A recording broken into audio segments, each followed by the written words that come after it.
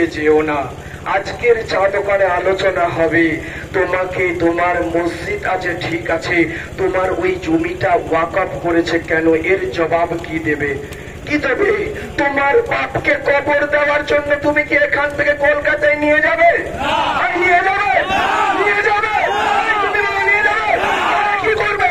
তোমার বাপকে কবর দেওয়ার জন্য আমার ওয়াকফ সম্পত্তির উপরে আমি কবর দেবো? ইংরেজের বেজন্মা বাচ্চা কোনো কথা বলতে পারবে না, বলতে পারবে? গায়ের জুতো। দেখুন, আপনারা একদিক থেকে কেন্দ্রীয় সরকারকে, অপর দিক থেকে রাজ্য সরকারকে দায়ী করছেন এই ওয়াকফ বিল নিয়ে, কি বলবেন এ প্রসঙ্গে? অ্যাকচুয়ালি আজকে কেন্দ্র সরকার যে কালা কানুনটা পাস করেছে একমাত্র তার সিট সংখ্যাকে কাজে লাগিয়ে, সেখানে এবার তার ভারিত্ব রয়েছে, সে পাস করিয়ে দিয়েছে।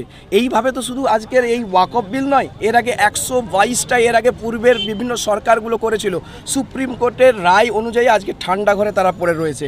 আমি আজকে সুপ্রিম কোর্টের 122টা রায় যে ঠান্ডা ঘরে পড়ে রয়েছে, কি কারণে আমরা সেটা যদি পর্যালোচনা করি আমরা দেখতে পাবো state government and central government উভয়ে তারা দায়ী। আপনারা বলবেন কেন, কিভাবে দায়ী? অতি অবশ্যই দায়ী। যদি আজকের আমাদেরকে সংখ্যালঘু ভোটকে কাজে লাগিয়ে স্টেট গভর্নমেন্ট তার এমপিদেরকে সম্পূর্ণ সেখান থেকে ভোটাভুটি থেকে সরিয়ে বা হ্যাঁ না ভোট যেটা হয় সেখান থেকে সরিয়ে রেখে আজকে তারা বিলটাকে পাস করিয়ে দিয়েছে। প্রত্যক্ষ না হলে পরোক্ষভাবে তারা সহযোগিতা করেছে। এজন্য আমরা সরাসরি স্টেট গভর্নমেন্ট এবং সেন্ট্রাল গভর্নমেন্টের বিরুদ্ধে আমরা পথে নেমেছি। আপনার নাম পরিচয়? সাদ্দাম আলী খান, পূর্ব মেদিনীপুর জেলা যুব। আমরা হকের জন্য লড়াই করে যাব, সত্যের জন্য লড়াই করে যাব। একজন বলেছিলেন যে ভারতবর্ষ যখন ব্রিটিশের অধীনে ছিল, আমি একটা খতিয়ান নিয়ে এসেছি, কারা দেশপ্রেমিক আর কারা ছিল দেশদ্রোহী। আর স্বর্ণ নামে এক প্রকার জাতি আছে যিনারা প্রাণ দিয়েছেন 599 জন। ভাই এবার আপনি বলুন তো, এই দেশ, এই ভারত মাতাকে বাঁচানোর জন্য কারা বেশি প্রাণ ঝরিয়েছে? আমাদেরকে স্বাধীনতা শেখাবে? আমাদেরকে বলবে আমরা দেশদ্রোহী? ভারতবর্ষের সংবিধানকে মান্যতা দিয়ে ওয়াকফ বিল প্রত্যাহার করতে হবে। ভারতবর্ষের সংবিধানকে মান্যতা দিয়ে ওয়াকফ বিল প্রত্যাহার করতে হবে। বন্ধুগণ, ভুলে গেলে চলবে না। আমরা কিন্তু, আমি ওয়াকফ সম্পর্কে একটি কথা আপনাদেরকে বলি, এটা তো শুনতে দরকার আছে।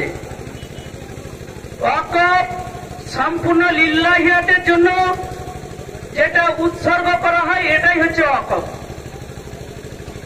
এটা তদানীন্তন সময়ে রাসূল পাক সাল্লাল্লাহু আলাইহি ওয়াসাল্লামের সময় ছিলেন, কিন্তু আমাদের ভারতবর্ষ সহ উপমহাদেশে যে ওয়াকফটা এসেছে এটা উসমানিয়া খেলাফতের পর থেকে, কিন্তু আর সেই থেকে ওয়াকফের ধারাবাহিকতাটা জারি আছে। আর এই ওয়াকফের সম্পত্তি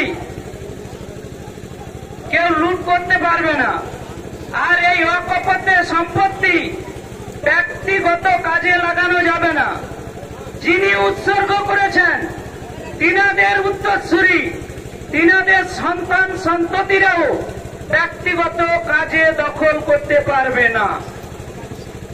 কিন্তু আজকের দিনে দেখা যাচ্ছে সেই মুসলিমদের সম্পত্তিকে ভারতবর্ষের জমিনে একটি স্বৈরাচারী সরকার এসেছে, যে স্বৈরাচারী সরকার মুসলিমদের একটি করে ছোট ছোট জায়গায় ধাক্কা দিয়ে দিয়ে এসেছেন।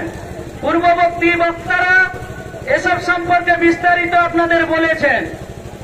আমরা সংখ্যালঘু মানুষরা কিন্তু চুপ হয়ে নীরবের সঙ্গে ধৈর্য ধরেছিলাম। সর্বশেষ এলো কি বাবরি মসজিদ, বাবরি মসজিদ থেকে নিয়ে নিল, আমরা চুপ থাকলাম। তারপরে বর্তমান সময় আমাদেরকে এই ভারতবর্ষ থেকে দ্বিতীয় শ্রেণীর নাগরিক করার পরিকল্পনা নিয়েছেন, যার জন্য আমাদের পূর্বপুরুষের যে সম্পত্তি, ওয়াকফের যে সম্পত্তি, এই সম্পত্তিতে হাত দিয়েছে। কেন? যে মুসলিমের সম্পত্তি একদিকে দখল করাও যেমন উদ্দেশ্য, তার সঙ্গে সঙ্গে তিনি যে পরের ইলেকশনে ভারতবর্ষের মসনদে থাকবেন না, তার তিনি একটি পার্মানেন্ট সলিউশন করে যেতে চাইছেন। যিনি যখন এই মসনদ থেকে ছেড়ে চলে যাবেন, চলে যাওয়ার পরে যেন আইনটা পাস করে একটা হিন্দু রাষ্ট্রের দিকে পরিকল্পনা করে নিয়ে যাচ্ছেন। তার সঙ্গে সঙ্গে তিনার কিছু বন্ধুবর আছে, তাদের সম্পত্তিগুলোকে যাতে এই ওয়াকফের সম্পত্তি তিনারা দখল করে আছেন। আপনারা ফেসবুক খুললেই বুঝতে পারবেন যে আম্বানির ঘরটাও কিন্তু ওয়াকফ সম্পত্তির উপরে।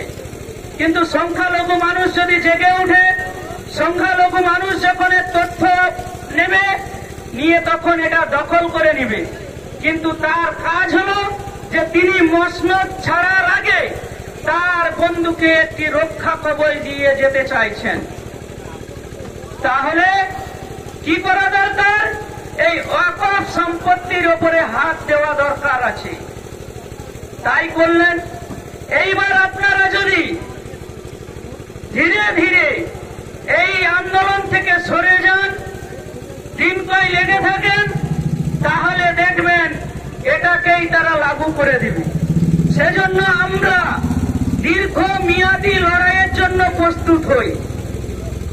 আমাদের বক্তারা বলে গেলেন যে আবেগ হচ্ছে বাঁশপাতার আগুন, আর আমাদেরকে বিবেক দিয়ে দিল্লি পর্যন্ত যেতে হবে। কারণ আমাদের মাঝে মাঝে স্লোগান রাখতে হবে, লাল কেল্লা ছাড়ব না, ওয়াকফ আইন, লাল কেল্লা ওয়াকফ আইন। এইভাবে আমাদেরকে বুকের ভিতরে একটা উত্তাপ রাখতে হবে, কারণ এই লড়াইটা দীর্ঘমেয়াদী। কারণ আমরা শীত আন্দোলন দেখেছি, যেটা আপনারা কৃষি প্রত্যাহার বিল, এটা কিন্তু তাদেরকে দীর্ঘ সময় লড়াই দিতে হয়েছে। আর সেই কৃষি বিলের সমর্থনে আমরাও কিন্তু এই মেদিনীপুরের মাটি থেকে আন্দোলন করেছিলাম। আপনারা জানেন, আমরা কিন্তু এই আন্দোলনটা কৃষি বিল প্রত্যাহারের দাবিতে এখান থেকে আন্দোলনে সামিল হয়েছিলাম। কারণ আমরা যেন লড়াইটাকে কোনো মতেই না নিই যে হিন্দু মুসলিমের লড়াই, কারণ এটা হিন্দু মুসলিমের লড়াই নয়, এটা হচ্ছে দেশের সংবিধান রক্ষা করার লড়াই। আর সেই লড়াইটা আমাদেরকে চালিয়ে যেতে হবে। যদি হিন্দু মুসলমানের লড়াই হতো, তাহলে আমাদের মঞ্চে জিতিবাবুর মতো লোক থাকতেন না, কন্যাবাবুর মতো মানুষ থাকতেন না। কারণ এটা হিন্দু মুসলিমের লড়াই নয়। আর আপনারা দেখলেন যে TV9 বাংলা একটি ক্ষমা চেয়েছে, যাতে হিন্দু মুসলমানের লড়াই লাগিয়ে দেওয়া যায়। মিডিয়া, পোর্টাল, ইউটিউব, ভারতবর্ষের সংবিধানকে মান্যতা দিয়ে ওয়াকফ বিল প্রত্যাহার করতে হবে। ভারতবর্ষের সংবিধানকে মান্যতা দিয়ে ওয়াকফ বিল প্রত্যাহার করতে হবে। বন্ধুগণ, ভুলে গেলে চলবে না, আমরা কিন্তু 2026-এর বাংলার বিধানসভা নির্বাচনে কি অংশগ্রহণ করতে চলেছে, কি বলবেন? অল ইন্ডিয়া মাইনরিটি অ্যাসোসিয়েশন আমরা এখনও 14 বছর ধরে সামাজিক সংগঠন হিসেবে আমরা কাজ করে যাচ্ছি। 2023-এ আমরা প্রথম পঞ্চায়েত নির্বাচনে আমরা পরীক্ষামূলকভাবে কিছু প্রার্থী আমরা বিভিন্ন পঞ্চায়েত স্তরে দিয়েছিলাম, এবং সেখানে দেখা গেছে আমরা ভালো একটা জায়গায় প্রথম বছর নির্বাচনে দাঁড়িয়ে, অর্থাৎ আমরা নির্দল হিসেবে প্রার্থী দিয়ে, আইমা সমর্থিত নির্দল প্রার্থী দিয়ে আমরা বেশ কিছু সিটে আমরা দাঁড়িয়েছি। এবং যাদের বিরুদ্ধে পাবলিকলি যে ক্যাওস ছিল, পাবলিকলি যে অভিযোগ ছিল, অনেক রথি মহারথী সরকারের, তারা কিন্তু সেই নির্বাচনে পরাজিত হয়েছে। এটাও আমাদের একটা জয় বলে অল ইন্ডিয়া মাইনরিটি অ্যাসোসিয়েশন মনে করি। কারণ আমরা ক্ষমতা সেখানে জিততে পারিনি, কিন্তু তাদেরকে দুর্নীতিগ্রস্ত মানুষদের আমরা হারিয়েছি। আবার 26 সালে আমাদের ইতিমধ্যে আমাদের অল ইন্ডিয়া মাইনরিটি অ্যাসোসিয়েশনরা আমাদের অলরেডি আমরা দিল্লিতে দরবার করেছিলাম। আমাদের রাজনৈতিক দল আমাদের একটা স্বীকৃতি আমরা পেয়ে গেছি দিল্লি থেকে। সেটা আনুষ্ঠানিকভাবে আমাদের সুপ্রিমো এখনও আমরা ঘোষণা করিনি। সেই ঘোষণার পর আপনাদেরকে সবাইকে নিয়েই আমরা যদি ঘোষণা আমাদের হবে, এবং তখন আমরা নির্বাচনে আমরা প্রতিদ্বন্দ্বিতা করব কিনা সেদিন আপনারা শুধু সময়ের অপেক্ষা আপনার আমরা সেটাই আছি। আপনার নাম পরিচয়টা দিন। আমার নাম বিষ্ণুবোধ পণ্ডা, অল ইন্ডিয়া মাইনরিটি অ্যাসোসিয়েশনের পূর্ব মেদিনীপুর জেলা কমিটির চেয়ারপারসন।